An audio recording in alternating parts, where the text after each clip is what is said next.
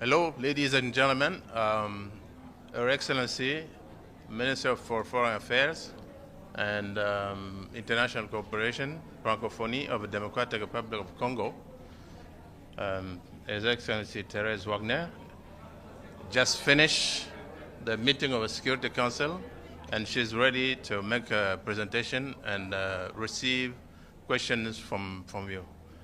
Your Excellency, you have the floor.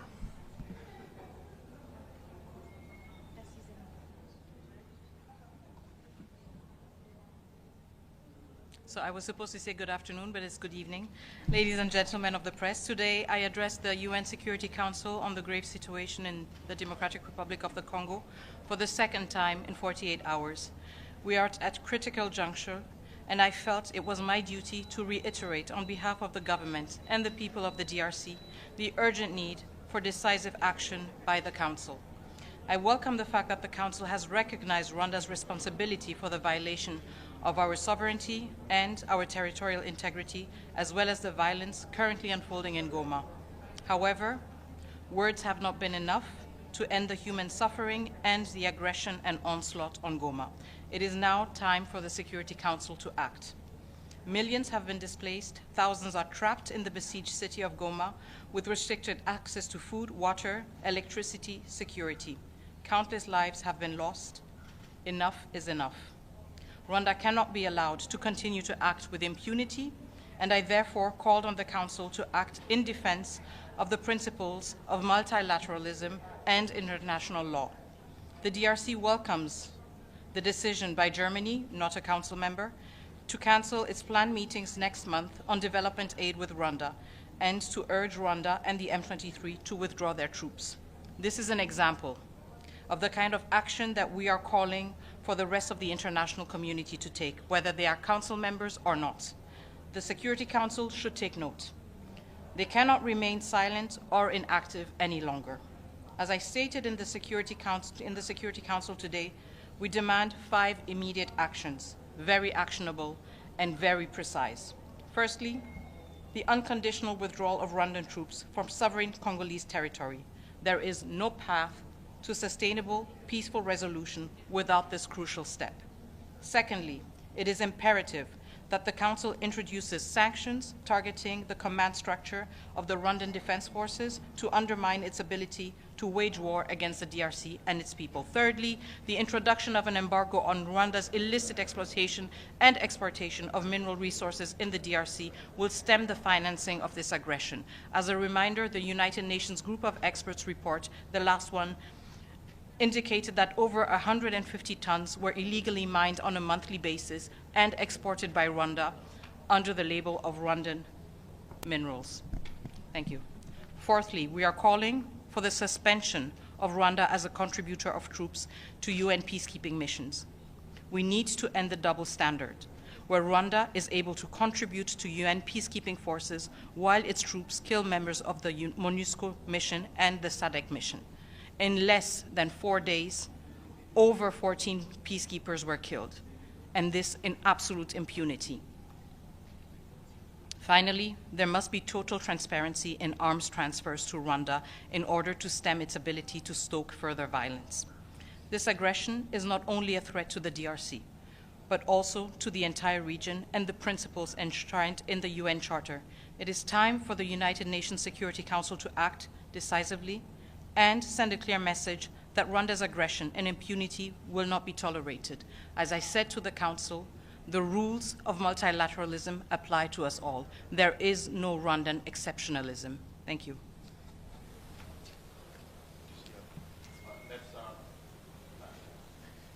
Yes. Minister Stefano Vaccara, La Voce New York, Ital Press.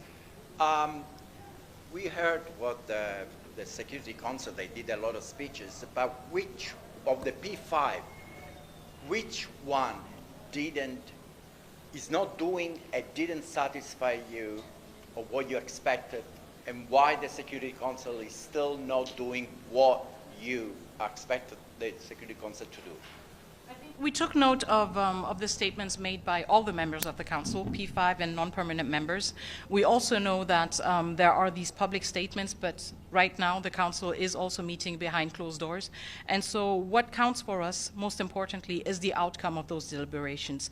It is important, of course, to hear permanent members and non-permanent members be very explicit. We noted a change in tone in some of the speeches that we heard today compared to 2 days ago. We welcome it. Of course, we deplore the fact that it had to come to at the cost of more human lives. And what we are focusing on right now is the result of the deliberations of the Council. Just a quick follow-up is for the public that listen to you. Can you tell us what, for example, what member improved in the speech? Can you do some specific here? I don't have a full... Who is making, who is making things slowly? Who should hurry up? Well, I think watching the deliberations once more should be indicative enough. I think the reports that we have from the ground, the very compelling brief that was given by the DSRHD, Vivian van der Perre, gave us a good impression of the realities everyone is facing.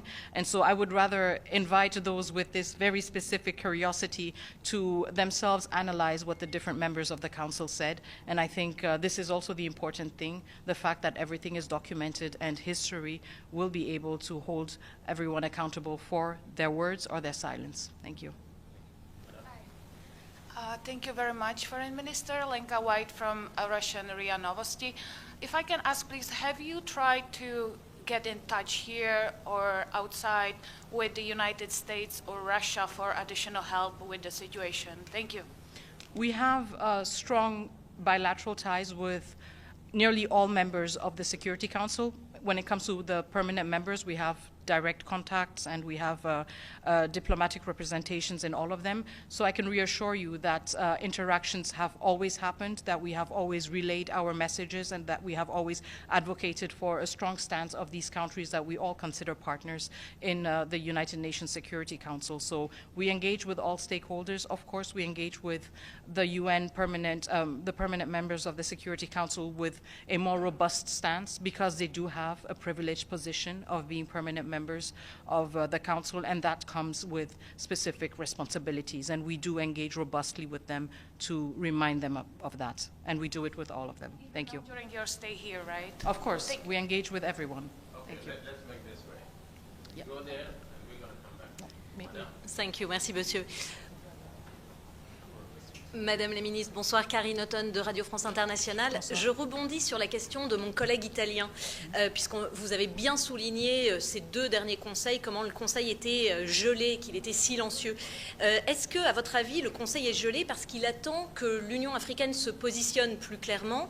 Et vous, de votre côté, comment pensez-vous pouvoir convaincre les ambassadeurs A3+1 de mieux défendre le droit international sur le continent africain? Alors, il y a une relation évidemment de subsidiarité entre les organisations comme l'Union africaine et les Nations unies. Donc, nous tenons compte de cela, mais en même temps, quand nous venons parler au Conseil de sécurité, nous le faisons parce qu'il s'agit de paix et de sécurité internationale. Je l'ai dit pendant mon discours, nous sommes très clairs là-dessus. Il n'y a pas de solutions africaines qui ont pour résultat de rester inactifs, de rester passifs et de ne pas réagir quand des femmes, des enfants sont tués et sont martyrisés. Et donc notre message, il est le même au niveau de l'Union africaine et au niveau du Conseil de sécurité. Nous attendons des actions fermes qui sont aussi à la hauteur des ambitions que chacune de ces organisations se sont données et chacun de ses membres a la responsabilité de réaliser et de respecter. Quitter New York, est-ce que vous allez revoir les ambassadeurs, les représentants des trois membres africains du Conseil, la Somalie, l'Algérie, le Sierra Leone et aussi le Guyana? Alors, ce sont des échanges qui sont continus. Je suis ministre, donc je ne suis pas ici de manière permanente. Évidemment, nous avons une mission permanente qui a toujours des contacts très rapprochés avec tous les membres du Conseil de sécurité, y compris les A3+. Et donc, cet effort et ce travail va toujours continuer. Il n'est pas plus pressant ou plus tangible ou palpable quand je suis là. Il se fait toujours et il se fait avec abnégation et dédication justement dans l'effort de mobiliser plus de voix pour avoir des actions concrètes. Donc le travail va continuer. Foreign Minister, if I may. C'est la dernière.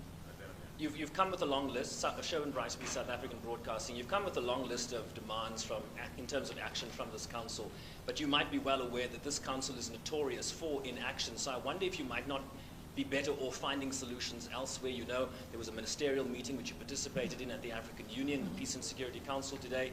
Tomorrow the EAC will meet at heads of state, I understand. Is that perhaps not the best game in town given the inaction this council is notorious for? So, first of all, I don't think that I came with a long list. I think we could work on an even longer list. I came with 5 asks, very low-hanging fruits. So I think we were very reasonable and we were very constructive. I think if we wanted to obstruct and if we wanted to disrupt the work of the council, we could have come with a different list. But we have come with a list built on the results of the last report of the group of experts, not reports issued by the Congolese government, but with a direct link with what the group of experts has identified: natural resources, violation of territorial integrity, violation of no attacks or of not attacking peacekeepers. Also, the illicit exploitation of natural resources and the transparency in arms transfer. These are measures that the Security Council has used in many other occasions.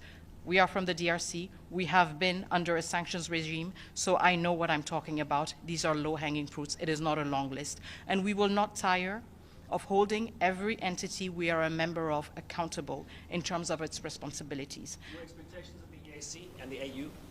We have expectations with all these organizations because each of these organizations has values and principles and must uphold them and hold its members accountable when they fail to do so. Okay, dernière, s'il vous plaît. Madame, dimanche, vous demandiez, entre autres, des sanctions ciblées à l'endroit de Kigali. Ce mardi, l'Allemagne a pris une décision conditionnant son aide au développement au retrait des troupes rwandaises et du M23 du territoire national. Considérez-vous cette action allemande comme un pas décisif pouvant inciter les autres capitales à agir de manière ferme contre le Rwanda? En tout cas, c'est une décision que nous saluons et que nous avons reçue avec satisfaction parce que justement, c'est une décision qui nous montre que des pays, membres ou non membres du Conseil de sécurité, peuvent prendre des actions très concrètes, peuvent prendre des actions en fonction de leurs relations et des outils dont ils disposent. Et nous espérons sincèrement que cette action courageuse va aussi motiver tous les pays membres de la communauté internationale, qu'ils soient au Conseil de sécurité, qu'ils soient au niveau de l'Union africaine ou dans d'autres organisations, à justement réfléchir sur ce qu'ils peuvent faire pour mettre fin à ce drame qui a duré bien trop longtemps. Donc nous saluons cette initiative, mais nous ne pensons pas qu'elle devrait être isolée, nous pensons qu'elle devrait être l'inspiration d'autres initiatives robustes et informées par les capacités et les mécanismes dont chaque pays et chaque organisation dispose pour justement s'assurer que le droit international soit respecté en République démocratique du Congo, mais à travers le monde aussi. Merci beaucoup. Thank you very much. Merci beaucoup. You can now take more questions. Sorry for that. Merci, Monsieur l'ambassadeur. À bientôt.